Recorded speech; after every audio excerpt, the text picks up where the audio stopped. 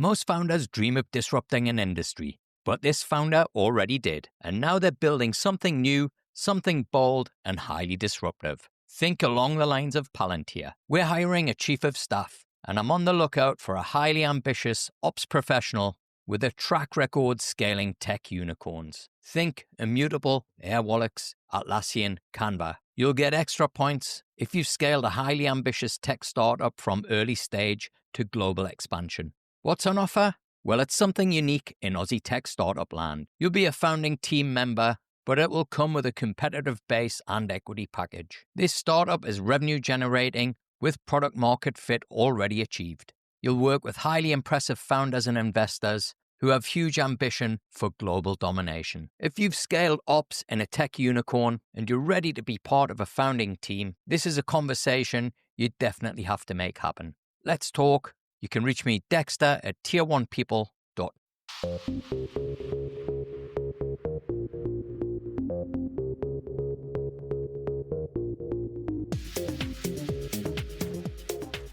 A lot of people waste thousands of dollars on a personal brand that no one cares about. So in this episode, I'm going to show you how to build a professional brand that brings top opportunities right to you. Welcome back to FinTech Chatter. I'm Dexter Cousins, founder of Tier 1 People, the executive search firm for FinTech. This is part 2 of our series on finding your next role in FinTech. I've been recruiting for over 25 years, and during that time, I've helped thousands of people find their next role. I've worked with some of the most recognized FinTech firms on the planet and have a deep understanding of the types of people they need to hire. And let me share a secret. They're not looking for professional headshots or people who constantly wear red. Now, in the last episode, I showed you how to create your career balance sheet. You listed every problem you've solved in your career. You put real numbers on your impact. Maybe you automated processes and saved $1.5 million. Maybe you closed deals worth $20 million in ARR. Maybe you cut sales cycles from 6 months to 8 weeks. But here's what people miss. Those numbers need to become your professional brand. Now, when I look at my network on LinkedIn, I see vague statements like strategic leader, thought leader, evangelist. None of these get cut through. You need a precise statement that makes somebody say, I need this person right now. So in today's episode, I'm going to show you how to turn your career balance sheet into a compelling professional brand, and then how you validate it, and then how you find companies who desperately need what you do. Let's go.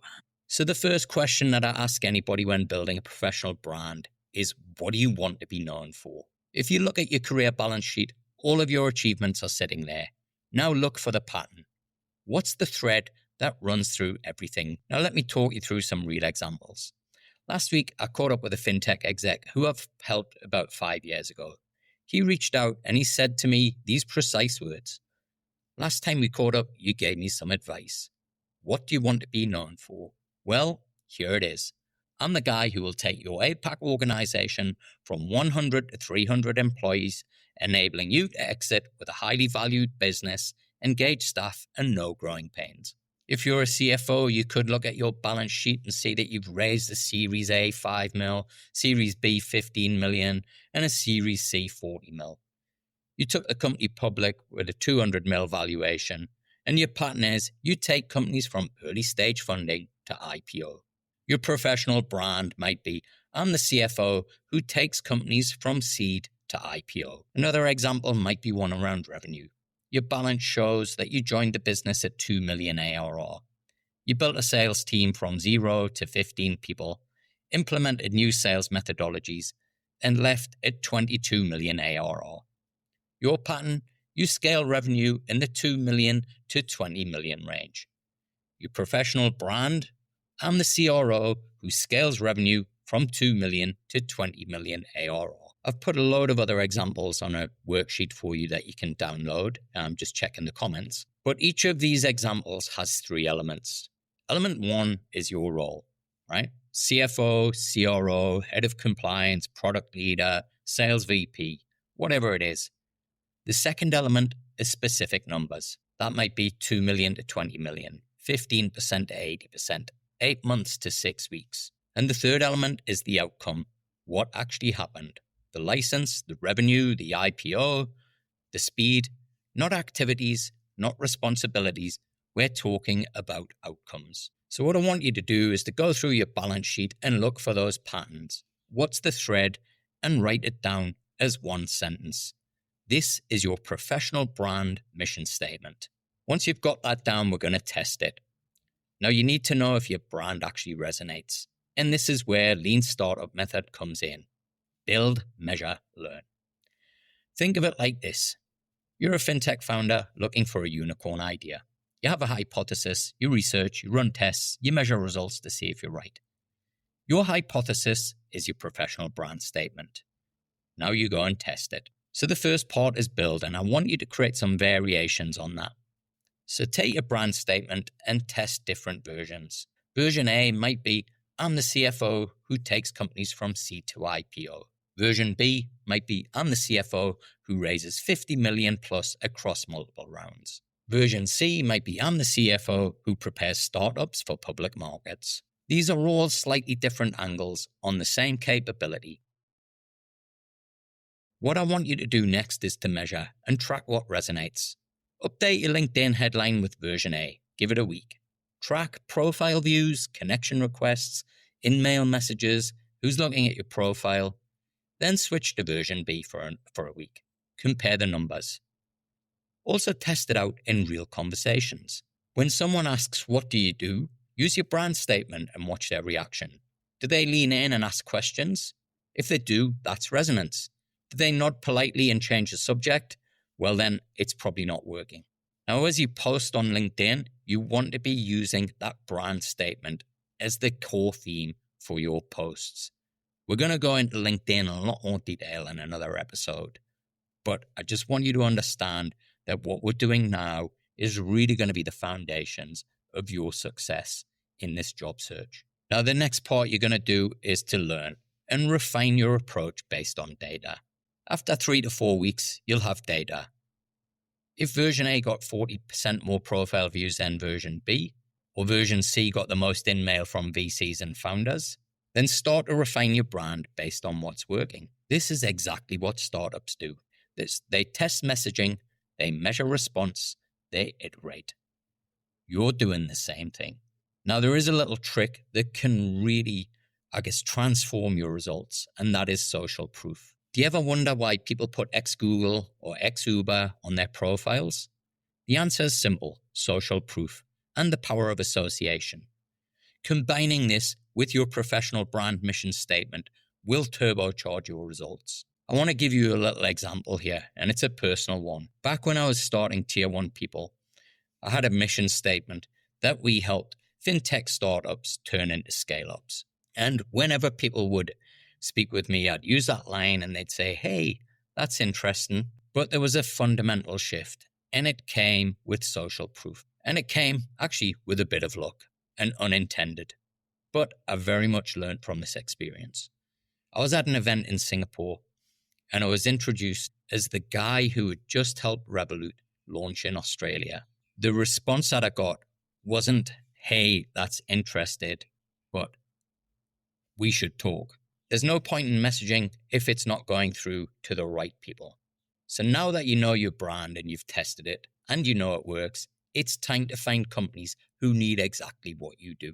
This is where most people go wrong. They spray and pray, but you're going to do targeted research. Your professional brand tells you exactly who to target. So let's use our examples.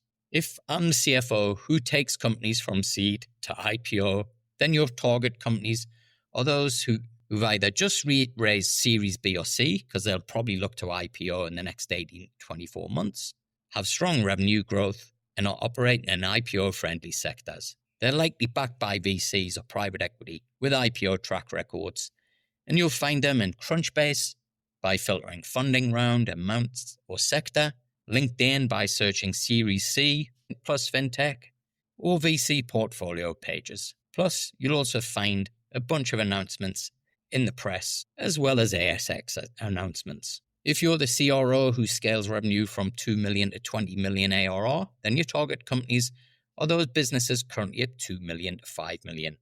as they're ready for you now. They've probably recently raised Series A, so they have capital to invest in sales, and they're likely hiring junior sales roles, which is a signal that they're ready to scale. You also want to focus on B2B models, where CROs add the most value. And you can find these companies on AngelList, LinkedIn, Crunchbase, and company blogs. Hopefully, you're starting to see the pattern now. Your professional brand tells you exactly where to look. You're not searching on job boards for fintech jobs. You're searching for companies at the exact stage where they need your exact capability. Now, the next part is where you organize your research.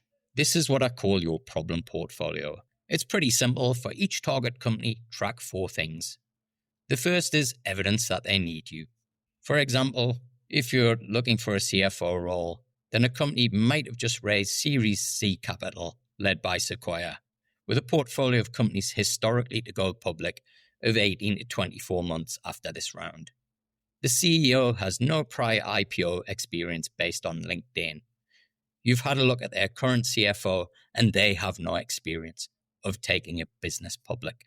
The next bit is you want to categorize specific pain points. For example, if it's a compliance role, you might have seen a CEO post on LinkedIn. Navigating ASIC requirements is our biggest challenge right now. So the third part is your solution. And this comes straight from your career balance sheet. For example, I've obtained 4 AFSL licenses for fintech startups with an average time of 8 months from application to approval and 100% success rate. The fourth part is your entry point.